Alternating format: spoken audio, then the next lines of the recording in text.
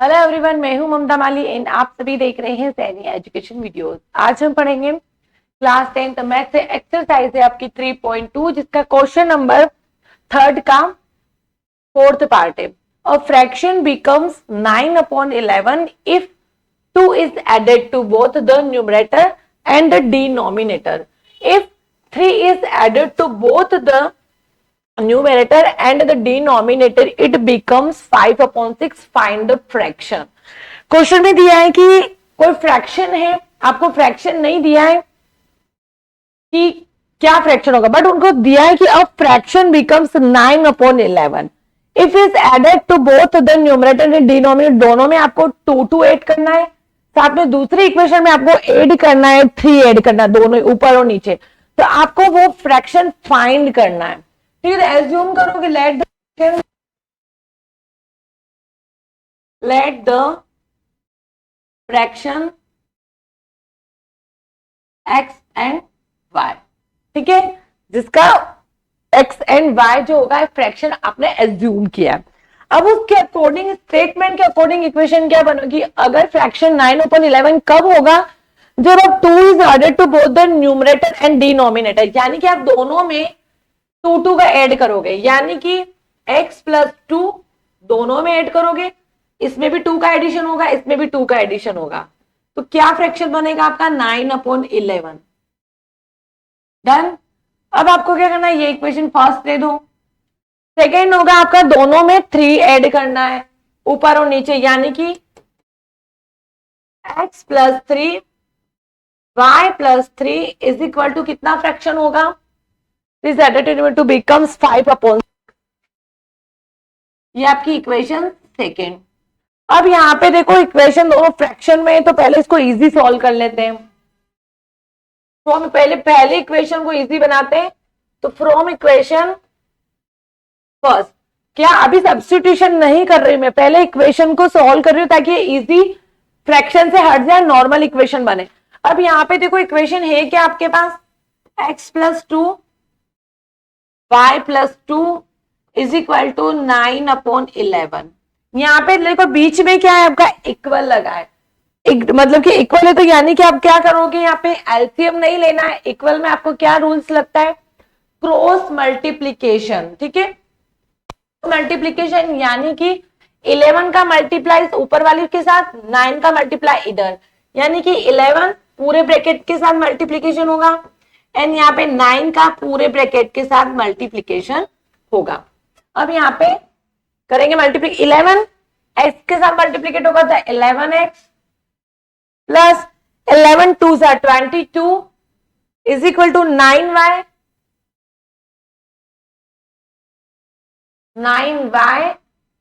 Plus 9 2 सा 18। ठीक है, अब यहाँ पे क्या करना है आपको? देखो 11x इधर से 9y को आप लेके आओ, कितना होगा?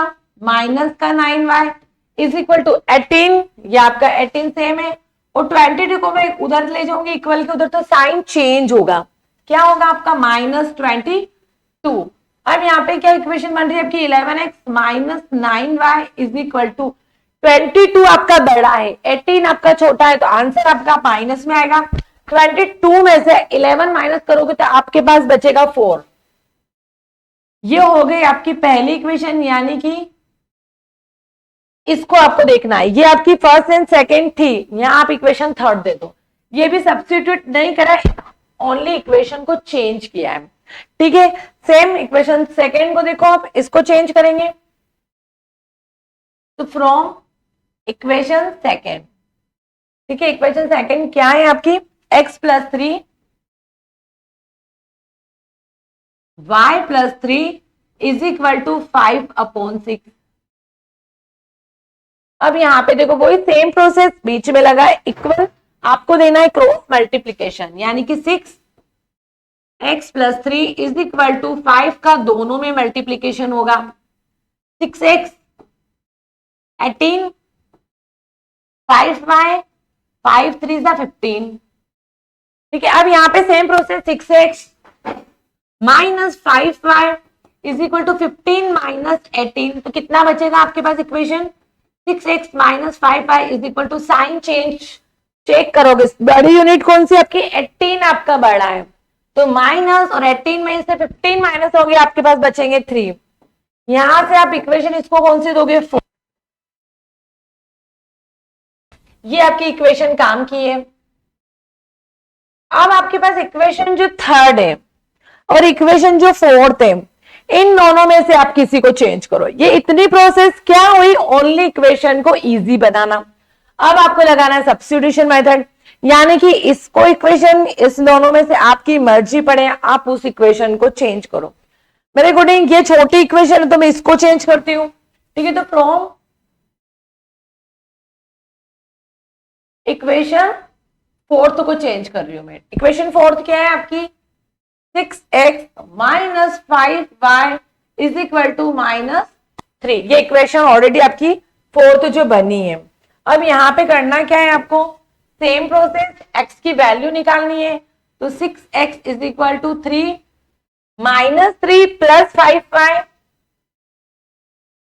ठीक है। यहां से मैं ओनली x की वैल्यू निकालूंगी तो कितनी आएगी, अपॉन 6, ठीक है। ये मिल गई आपको x की वैल्यू, इसको दे दो आप 5, ठीक है। अब ये x की वैल्यू आप कहां रखोगे, इन दोनों इक्वेशन में से जिसको चेंज नहीं किया है, मैंने इक्वेशन थर्ड को चेंज नहीं किया है, वहां रखोगे, ठीक है। तो value of x put in equation third में रखेंगे। इक्वेशन थर्ड क्या है आपकी, ये रही 11x minus 9y is equal to -4, ठीक है। अब यहां पे ओनली x की वैल्यू रखनी है, तो कितना होगा 11, ऐसे ही x की टर्म क्या है आपके पास -3 प्लस 5y अपॉन 6, साथ में 9y इज इक्वल टू 4। अब देखो 11 का 3 में मल्टीप्लीकेशन होगा तो कितना आएगा -33, 11 का 5 में 50y 55y, पूरे के फ्रैक्शन में 6, यहां से आपका 9y इज इक्वल टू 4, ठीक है। साइन है -4 है ये आपका, यहां से आप इसको सही करें,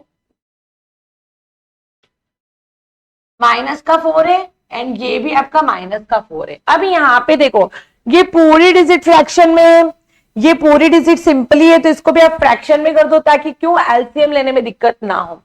6 और 1 का एलसीएम क्या आएगा आपके पास 6 से, अब मैंने हमेशा बताया एलसीएम कैसे लोगे, जो एलसीएम आता है वो लिखोगे, नीचे फर्स्ट फ्रैक्शन ये पूरे वाले ग्रुप का, नीचे कितना डिनोमिनेटर आपका 6 है, 6 से 6 कटेगा 1 और 1 का मल्टीप्लीकेशन ऊपर वाली डिजिट के साथ, ऊपर वाली डिजिट में 1 का मल्टीप्लीकेशन करोगे तो कोई इफेक्ट नहीं पड़ेगा, तो वही डिजिट आएगी आपके पास प्लस 55 y। अब यहां पे चेंजेस क्या होगा, सेकेंड में सेम प्रोसेस अप्लाई करोगे, ऊपर आप 6 लोगे जो एलसीएम लेते हैं, नीचे आपका 1, सेकेंड फ्रैक्शन का डिनोमिनेटर 1 6 6, उस 6 का मल्टीप्लीकेशन करोगे आप 9 के साथ तो कितना आएगा 54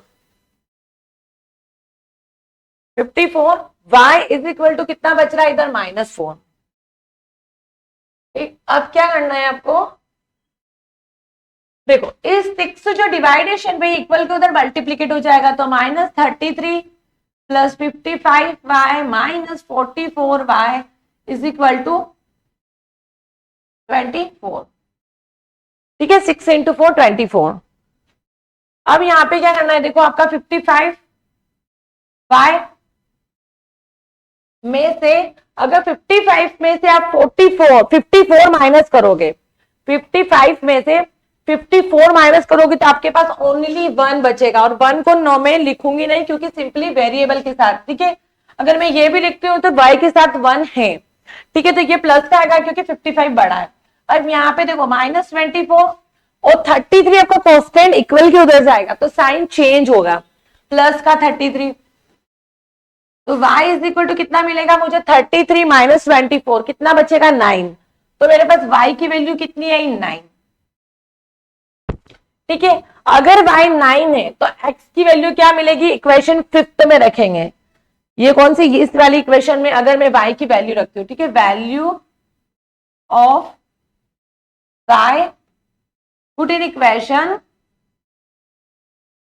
फिफ्थ। ठीक है, अगर मैं y की वैल्यू रखती हूं, इक्वेशन क्या है आपकी, x is equal to -3 + 5y upon 6, x is equal to -3 + 5 और y कितना है आपके पास 9, फ्रैक्शन में आपका 6 चल रहा है, फ्रैक्शन में आपका 6 है, तो x इज इक्वल टू देखो -3 9 5 45, मल्टीप्लीकेशन करना है, 9 5 जा 45, -3 + 45 अपॉन 6, यहां से देखो 45 में से 3 माइनस होगा तो आपके पास बचेगा 42, और ध्यान रखना 45 बड़ा है तो प्लस का डिजिट आंसर आएगा।